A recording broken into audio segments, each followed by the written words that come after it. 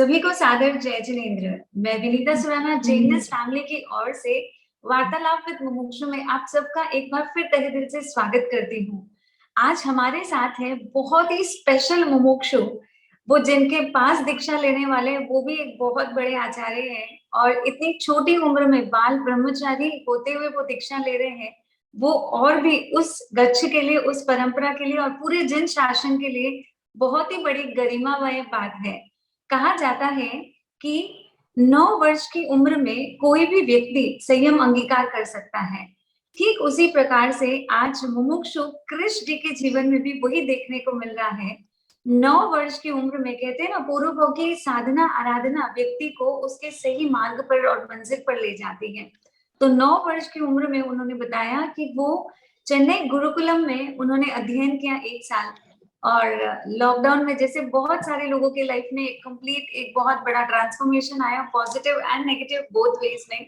But Krishna ji के जीवन में पॉजिटिव वे में एक डिफरेंस आया। वह 1 साल गुरुकुल में पढ़ने के बाद में जब लॉकडाउन में घर आए, तब आप लोग ध्यान से सुनिएगा वो कहाँ पर दीक्षा लेने वाले और किनका संपर्क उन्हें मिला। आचार्य श्री अभिषेक सुरेश्वर जी महाराज साहब, यानी जिनकी किताबें हम लोग लगभग हर कठिन परिस्थिति में लेकर के पढ़ना चाहते हैं। फर्स्ट चॉइस हर साधक की होती है कि मैं जेलर बुक पढूं, मैं करेला बुक पढूं और उससे बहुत सारी इंस्पिरेशन मुझे प्लस सभी संघ समाज और संप्रदाय में, चाहे वो जैन हो चाहे नॉन जैन हो, सभी गुरु महाराज साहब भी उसको रेफर करते हैं। ऐसे एक वर्चस्वी आचार्य के पास में आज मुमुक्षु कृष्ण अपने जीवन में आगे बढ़ रहे हैं। बहुत सारी बातें आप सब जुड़ेंगे, आप सब सुनेंगे और जानेंगे। इसीलिए पूरे सेशन को आप ध्यान से सुनिएगा और छोटे से बाल मुमुक्षु के मुखारबिंद से ये जानिएगा कि कितना जबरदस्त उनका पुरुषार्थ है और कैसे आचार्य श्री की उनके ऊपर इतनी महती कृपा है।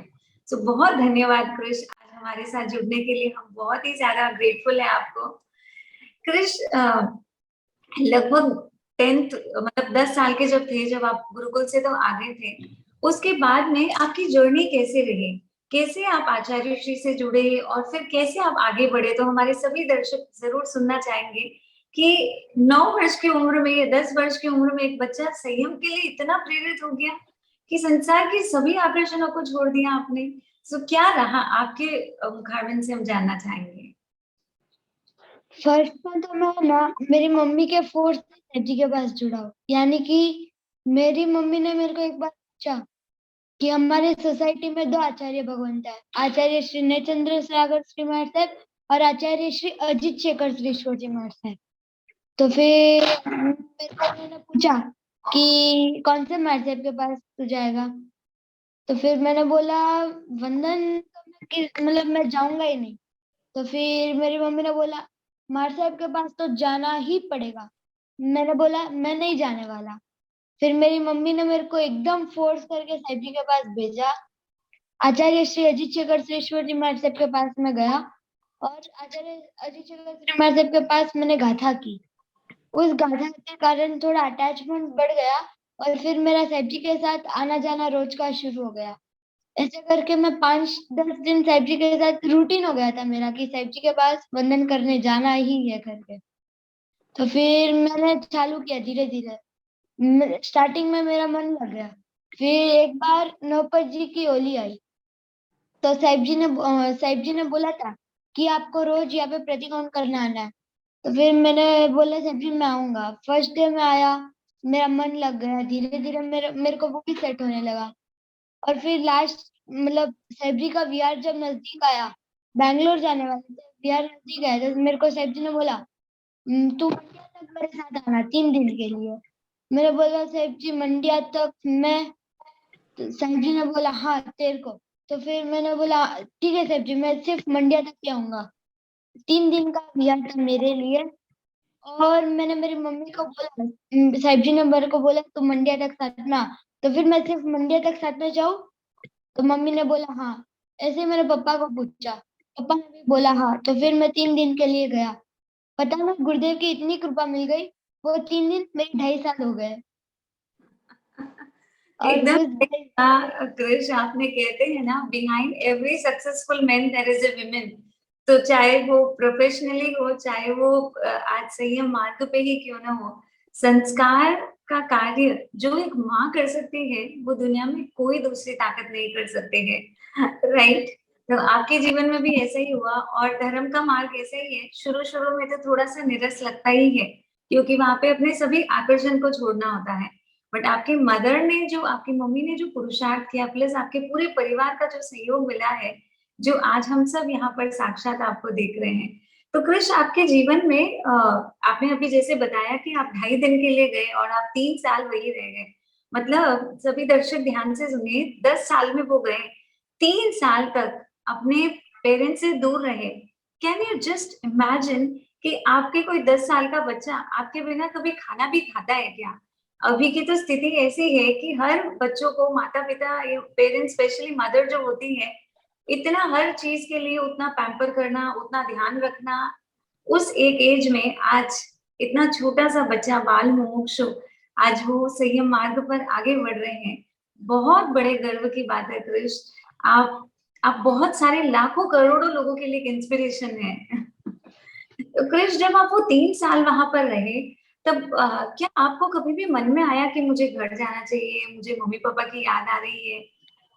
डेफ़िनेटली नहीं आई है तभी आप आज यहाँ तक पहुँचे हैं। तो क्या चीज़ आपको बहुत ज़्यादा अच्छी लगती थी गुरु महाराज साहब के पास रहने पर? मेरे को तो सबसे ज़्यादा अच्छा तो गुरुदेव ही लगते थे। मतलब गुरुदेव का वैराग्य, वात्सल्य, वासना और गुरुदेव के एक-एक दृष्टांत। मतलब गुरुदेव है ना प्रवचन भी नहीं देते थे ना, उनका जीवन ही एक प्रवचन था। मतलब मेरे को ना गुरुदेव के कारण मेरा बहुत मन हो गया उधर रहने का। मतलब मैंने ना गुरुदेव के बारे में सब देखा हुआ है। हमारा लास्ट चातुर्मास हुबली में था और ये जो चातुर्मास था ना, वो गुरुदेव ने नक्की कर दिया था कि हमको दावणगिरी करना है। लेकिन हुबली वाले जो श्री संघ है ना, उन्होंने इतनी विनती की, साहिब जी आप एक बार चातुर्मास हुबली पे करो। लेकिन साहिब जी ने बोला मेरे दावणगिरी में नक्की कर दिया। तो फिर वो सब लोग दावणगिरी आचार्य श्री अभय शेखर साहब के पास गए। उन्होंने विनती की कि गुरुदेव को चातुर्मास हुबली में दो। तो फिर उन्होंने बोला कि अजय अभय शेखर श्री साहब को बोला कि आप हुबली में चातुर्मास करो और वो गुरुदेव का समर्पण एक सेकंड में बोल दिया जी गुरुदेव तहत थी। ये समर्पण गुरुदेव का गुरुदेव के दर्शन ज्ञान चरित्र तो एकदम जोरदार है। सबसे ज्यादा इंस्पिरेशन मेरा उधर ही हुआ था। गुरुदेव का सम्यक दर्शन यानी गुरुदेव भगवान के प्रति इतनी भक्ति करते हैं, इतने सारे भगवान की प्रतिष्ठा ना सामने से गुरुदेव के पास आती है। एक बार हुबली में उपदान चल रहा था, तो फिर एक बैंगलोर के एक भाई है, उनको है ना प्रतिष्ठा करानी थी, मतलब खुद के अंजन शैला का प्रतिष्ठा करवानी थी। उन्होंने सुना आचार्य श्री अजीत शेखर श्रीमार साहब है, तो फिर वो आए, साहब जी को वंदन किया और उधर ही बैठ गए। तो साहब जी ने पूछा क्या हुआ? तो उन्होंने बोला साहब जी अभी हमको प्रतिष्ठा का मुहूर्त चाहिए ही चाहिए, हम यहाँ से जाने वाले नहीं है बिना मुहूर्त के। और उपदान की माला रोपण के दिन उनकी प्रतिष्ठा का मुहूर्त निकला। यानी अनुकूलता भी नहीं थी। फिर भी गुरुदेव ने दर्शन मतलब भगवान की प्रतिष्ठा किसी का हित हो रहा है तो वीआर किया। हम लोग इधर से आचंडा यानी कि 2000 किलोमीटर का ऑलरेडी वीआर होने वाला था। एक मतलब 2-3 महीने में। लेकिन फिर गुरुदेव ने बोला 400 किलोमीटर बढ़ता है और सबको लाभ मिलता होता है, तो फिर हम लोग ये भी करेंगे। इसलिए वो प्रतिष्ठा के लिए गुरुदेव ने हाँ बोल दी। फिर गुरुदेव का चरित्र इतना निर्मल है कि एक बार है ना, मैं मेरे ही दृष्टांत बोलता हूँ। हम वीआर करके आए थे, उधर इतनी गर्मी थी, एक हॉल में हम रुके थे, इतनी गर्मी थी। तो फिर मैंने खुद ने ऐसे सोचा कि साहब जी को बहुत गर्मी लगती होगी, तो फिर मैंने ऐसे ऐसे हाथ से हवा दी। गुरुदेव ने बोला कृष्ण नहीं, वायु का की हिंसा होती है। इतनी गर्मी थी, मैं खुद एकदम तप गया था। और गुरुदेव का चारित्र वे ज्ञान रह गया, सॉरी ज्ञान। और गुरुदेव का ज्ञान इतना है कि जो छेद सूत्र करके एक ग्रंथ है, मतलब हमारे समुदाय में हमारे अंदर एक रूल होता है कि नॉर्मली सब पन्यास जी भगवान को ही वो पढ़ाते, मतलब उस ग्रंथ को या पढ़ने के लिए 20-22 साल का पर्याय चाहिए, और वो है ना छेद सूत्र है, मतलब प्रायश्चित का सूत्र। और वो 20-22 साल का पर्याय होते छते, मतलब योग्यता भी चाहिए उसको करने के लिए। और हमारे आखिर समुदाय में एक, क्या बोलते हैं उसको, रिकॉर्ड है कि गुरुदेव ने दीक्षा के 5 साल के वर्ष में पर्याय में वो छेद सूत्र कर दिया था। और गुरुदेव नॉर्मली जो साधु भगवंतों के ग्रंथ होते हैं ना, वो करने के लिए बहुत टाइम लगता है। लगभग मैं पूरी जिंदगी भी करूँ ना तो भी मेरे नहीं होंगे। इतने गुरुदेव ने 7 वर्ष के पर्याय में कंप्लीट कर दिया था। और 8वें वर्ष के पर्याय में तो भुवन भानुश्री महाराज ने उनको लेखन के पाठ पे विराजमान कर दिया, प्रवचन के लिए बिठा दिया था। ये गुरुदेव की ज्ञान की आराधना। और तब तो गुरुदेव से बाह्य कम होता है, मतलब गुरुदेव की शारीरिक पीड़ा इतनी है कि एट द एज ऑफ 21 गुरुदेव का वेट 35 kg।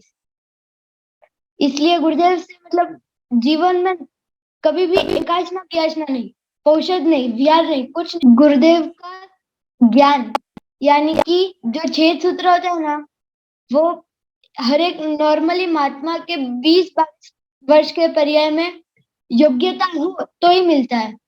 और ऐसे छेद सूत्र यानी प्रायश्चित सूत्र, वो है ना पूज्य गुरुदेव को 5 वर्ष के दीक्षा पर्याय में मिल गया था। और आखिर समुदाय में ये रिकॉर्ड है। और फिर है ना, जो नॉर्मली साधु भगवान के जो सूत्र होते हैं ना, वो नॉर्मली करने के लिए मेरी तो आखी जिंदगी चली जाए फिर भी मेरे से नहीं होंगे। लेकिन गुरुदेव ने 7 वर्ष की उम्र में टोटल कंप्लीट कर लिया था, दीक्षा लेके 7 वर्ष में। ऐसे और भुवन भानुश्री महाराज ने ना उनको 8वें वर्ष के पर्याय में ना लेखन कला की पाठ और प्रवचन की पाठ सौंप दी थी। ये थी गुरुदेव की ज्ञान आराधना। अभी भी है ना, गुरुदेव है ना दिन के 24 कलाक में से ना 19 कलाक स्वाध्याय करते रहते हैं। और ये गुरुदेव की ज्ञान आराधना। फिर गुरुदेव की ज्ञान आराधना और गुरुदेव का तप।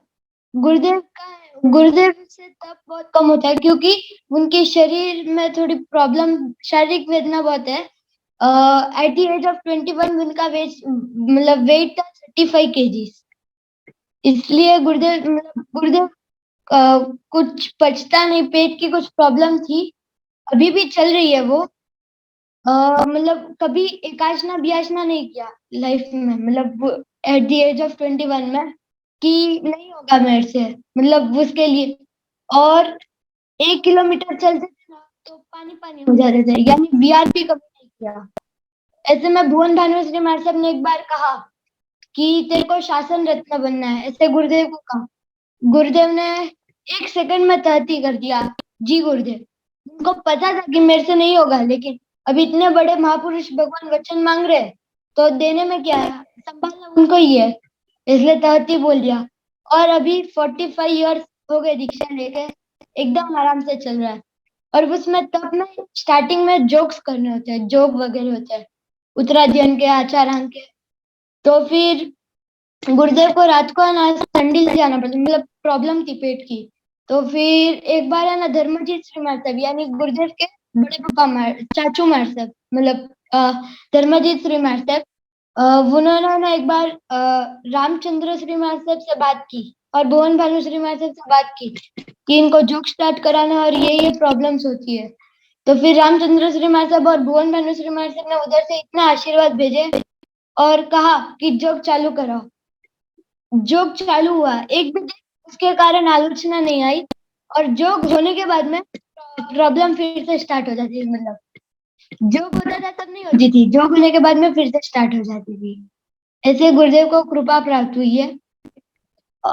और ये तो बाह्य तप हुआ। अभ्यंतर तप, यानी गुरुदेव इतने कायक्लेश, मतलब वो सब करते हैं कि एक आदमी था, उन्होंने ना गुरुदेव को बहुत ऐसे दबाया, मतलब गुरुदेव की हर एक बात का विरोध करता था, मतलब बहुत प्रश्न उठाए ऐसे।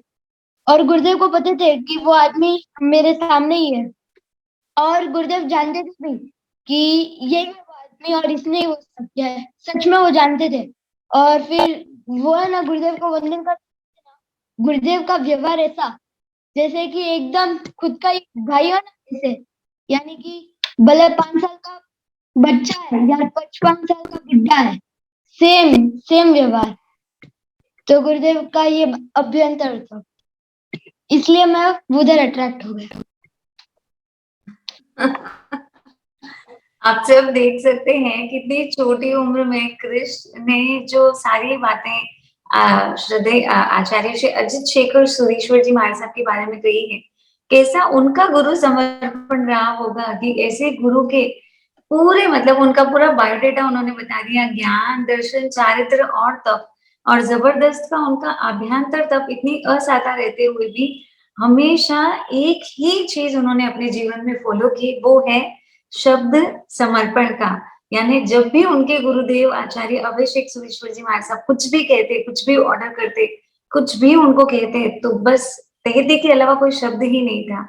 जब ऐसे ही एक आचार्य, जिनके अंदर भी एक ऐसे ही आचार्य, इन सब के अंदर इतनी यूनिटी और इतना समर्पण भाव है, तो ऑब्वियसली है कि उनके आसपास के लोगों में भी वो चीज कहीं ना कहीं तो आएगी आएगी। तो जरूर मैं ऐसा महसूस करती हूँ क्रिश कि आपके लिए भी ये सारे दृश्यों को देख करके आप तो बहुत ही जबरदस्त मक्कम हो गए हैं। तो क्रिश ये सब चीजें देख करके आप तो इतना सहजता से सारी बातें बता रहे हैं, बट क्या कभी आपको ऐसा महसूस हुआ कि मैं बहुत छोटा हूँ, मैं कैसे कर पाऊंगा? तो इन सारी सिचुएशन में आपके मन में भी कभी प्रश्न आया था क्या? नहीं, मेरे को ये प्रश्न आया ही नहीं था। सहन करना, पैरों में कंकर आदि चुभ जाएंगे तो मैं क्या करूंगा, कभी नहीं आया। अमेजिंग, मतलब नो वर्ड्स।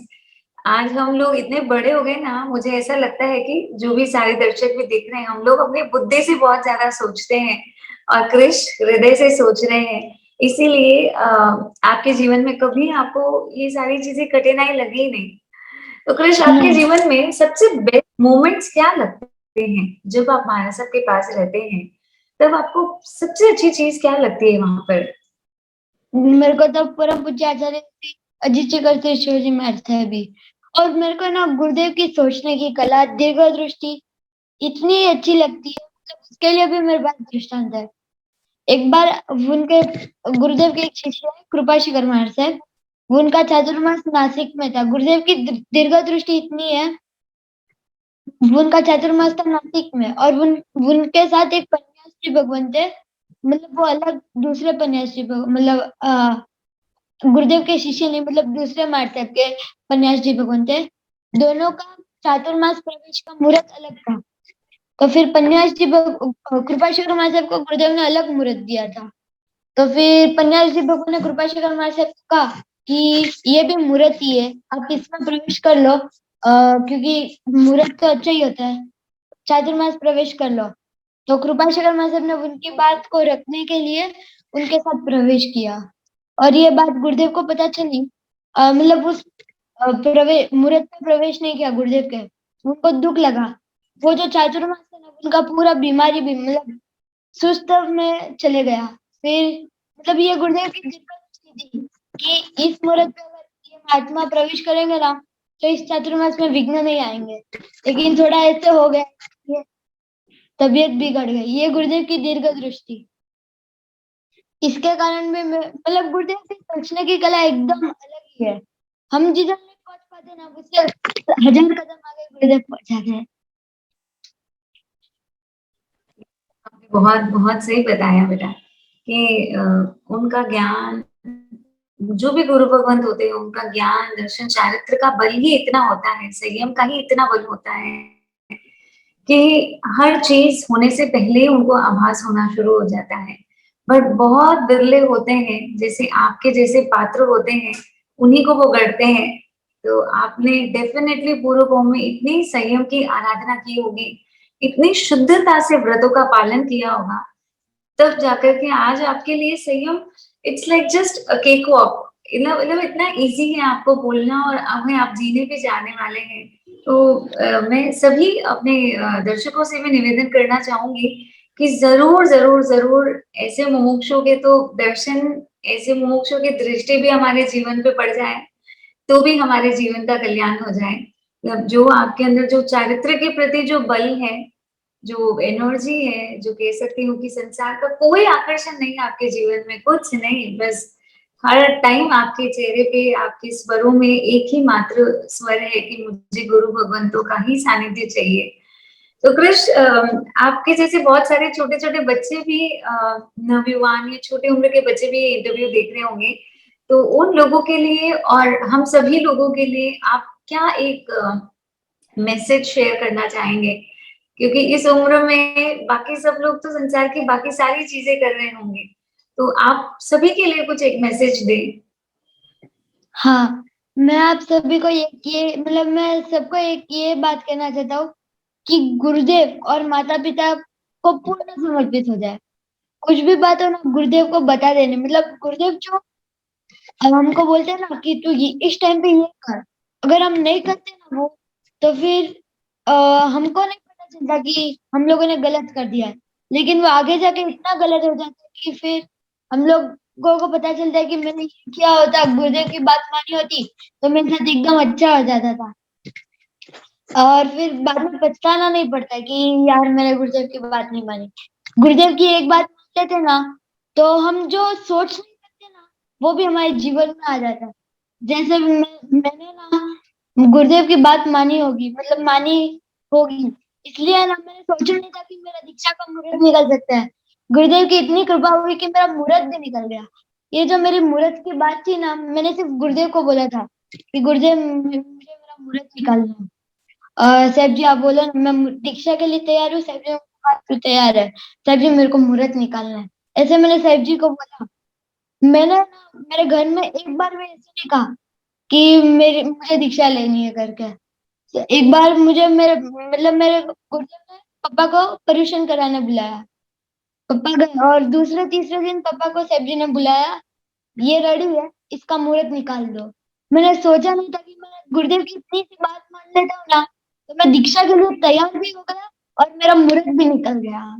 और मेरे मम्मी पापा का भी मेरे ऊपर उपकार है कि उन्होंने मुझे एक सेकंड में हाँ बोल दी। सोचा भी नहीं हाँ जा तेरे को दीक्षा लेनी है ना तो ले ले। तो मैं सबको यही कहना बहुत चाहता हूँ। बात है। मैं सबको यही जी, कहना जी चाहता हूँ कृष, तो कृष कि बताइए, आप आप सब लोग फरमाइए।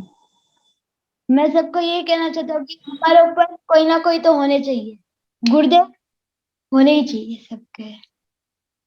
बस मेरे को यही कहना है कि सबके ऊपर बहुत एक गुरुदेव हो बस। जी, तो दैट्स वेरी नाइस क्योंकि कहते हैं कि संसार के सारे मित्र कब कुमित्र बन जाएंगे, कब हमें छोड़ दें अकेले, कोई पता नहीं। माता-पिता का भी साथ कुछ समय, कुछ वर्षों तक होता है, लेकिन एकमात्र सद्गुरु जो होते हैं, वो हमारे साथ भवों-भव तक चलते हैं। हमारे हर परिस्थिति में दुनिया के लोग तो फिर भी यहाँ-वहाँ की बातों को कह देंगे, हमें कभी कुछ गलत ओपिनियन दे देंगे, लेकिन एकमात्र सद्गुरु ही होते हैं जो हमारे जीवन की हर एक अच्छाई और बुराई को जानते हुए हमें सद्मार्ग का दर्शन करवाते हैं। तो वही बात आज कृष्ण जी ने भी शेयर की है। इन सारी चीज़ों से बहुत सारे लर्निंग्स हम सभी को मिल रही हैं। पहली लर्निंग ये है आज के सत्र से मुझे ऐसा समझ में आ रहा है कृष्ण जी के जीवन से कि सबसे पहला उपकार उनके माता-पिता का रहा। उनकी माँ का बहुत विशेष उपकार रहा। दूसरा वहाँ जाने के बाद में भी उनके पिताजी ने कभी उनको वापस नहीं बुलाया कि भई मेरे को तेरे बिना मन नहीं लगता। आजकल ये बहुत बड़ा मोह का जो चल रहा है कि इतनी सारी भोग संपत्ति सब कुछ ही तुम्हारे लिए है। और हमारे जो कृष्ण हैं मुमुक्षु, आप लोग को जानकर के बड़ा आश्चर्य होगा कि उनके कोई 5-7 भाई-बहन नहीं हैं। इकलौते वारिस हैं अपने माता-पिता के और इतने संपन्न परिवार से होने के बावजूद आज उनके माता-पिता उनको सहर्ष आज्ञा दे रहे हैं। तो क्या ग्रेट तो वो है जिन्होंने उनको आज्ञा दी और प्लस कृष्ण जी का पुरुषार्थ है। उसी के साथ में तीसरी चीज़ यहाँ पर जो समझ में आती है, इतनी छोटी सी उम्र में भी बच्चों की समझ की क्या पराकाष्ठा होती है, वो आज हमें आपके जीवन से देखने को मिल रही है। और चौथी बात जो है, जो गुरु के प्रति जो समर्पण है, वो कितना उच्च कोटि का समर्पण है।